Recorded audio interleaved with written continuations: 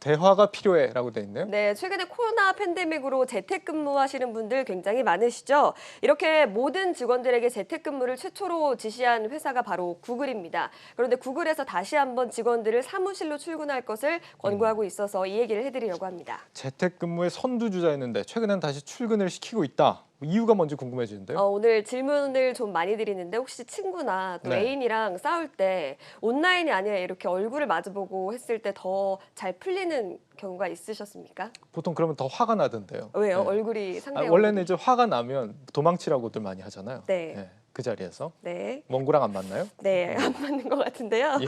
네, 바로 회사에서도 이런 대화가 좀 필요한 것으로 보입니다. 저는 대화를 했을 때 훨씬 더 잘 풀리는 경우가 많았거든요. 네네. 뉴욕타임즈는 더 많은 직원들이 더 좁은 공간에 함께 있어야 좋은 협업이 이루어진다면서 구글의 복지도 결국에는 직원들을 사무실에 오래 머무르게 하기 위한 방안이다 이렇게 말하고 있습니다. 결국 실리콘밸리의 혁신은 자유로운 만남과 또 토론에서 나오는데 이를 위해서는 출근이 필수적이기 때문에 구글이 다시 사무실로 직원들을 불러 모으고 있는 겁니다. 그렇군요. 그래도 그렇지 코로나 시국인데 이 타이밍에 출근을 시키는 건 조금 시대에 역행하는 거 아닌가 싶은 생각도 드는데요. 그렇죠. 이 시국에 잘못하면 욕먹을 수도 있습니다. 그래서 코로나 시대에 맞게 사무실을 좀 변경했다고 하는데요. 네. 사진을 좀 준비를 했습니다. 보시는 것처럼 의자와 책상이 있고 그다음 화이트보드가 있는 1인용 격리용 모듈인데요. 이 모듈을 통해서 회사 전체를 다시 새롭게 조립을 할 수가 있다고 합니다. 또 격리형 사무실을 꾸며놨으니까 코로나 걱정 없이 안심하고 출근하라 이런 구글의 입장인 것 같습니다. 또 다른 사진도 있는데요. 이거는 캠프파이어라고 불리는 회의실입니다.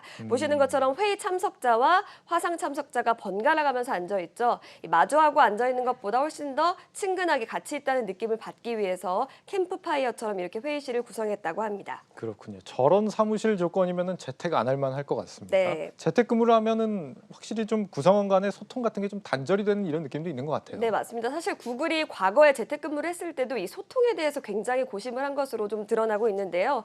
재택근무 초기에 생산성이 좀 하락하자 간부진과 직원의 접촉을 좀 늘리고 직원들에게 중요한 것이 무엇인지를 알리기 위해서 의식조사를 진행했다고 알려집니다. 예. 하지만 이마저도 대면 커뮤니케이션이 가져오는 창의성, 생산적에 비할 바는 아니었는데 이런 이유로 아마존이나 마이크로소프트, 페이스북 같은 재택근무에 나섰던 기업들이 다시금 직원들을 사무실로 불러들이고 있습니다.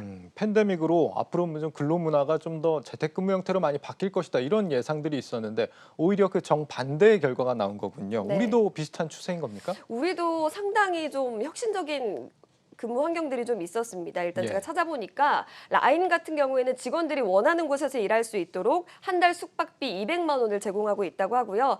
SK텔레콤은 근무 장소에 구애받지 않고 근무할 수 있도록 서울과 경기 지역에 거점 오피스를 만들었고 카카오게임즈는 주 4일 근무제를 격주로 확대했고요. 배달의 민족을 운영하는 우한 형제들의 월요일 출근 시간은 오후 1시라고 합니다. 저는 이게 제일 부러웠는데 네. 어쨌든 많은 기업들이 재택근무의 장점을 사무실로 이식하는 방안을 계속해서 고민하고 있는 상황입니다. 그렇군요. 이 기자도 이제 플러스픽 때문에 출연하느라고 매일 출근을 하고 있는데 오늘 준비한 소식을 보면 확실히 재택근무보다는 출근이 낫다는 생각을 하고 있는 것 같아요. 그렇죠? 네, 맞습니다. 알겠습니다. 네.